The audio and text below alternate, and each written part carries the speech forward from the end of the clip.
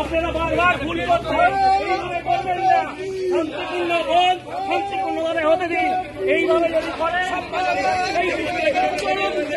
এবং বিজেপি নেতা কর্মীদেরকে এইভাবে চলবে না, এইভাবে চলবে না, চলবে না। এই স্বৈরাচারী সরকারের বিরুদ্ধে এই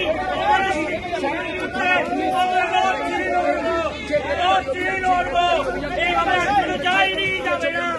আমাদের ভোট করতে দিতে হবে। এইভাবে এইভাবে এইভাবে আটকানো যায়নি, কোনদিন যাবে না। এই গণতন্ত্র কন্ট্রোল করে এইভাবে যে ভোট চাই অবয়ার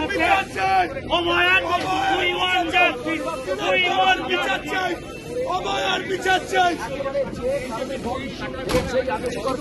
আবার একেবারে সামনে রেখে বিজেপি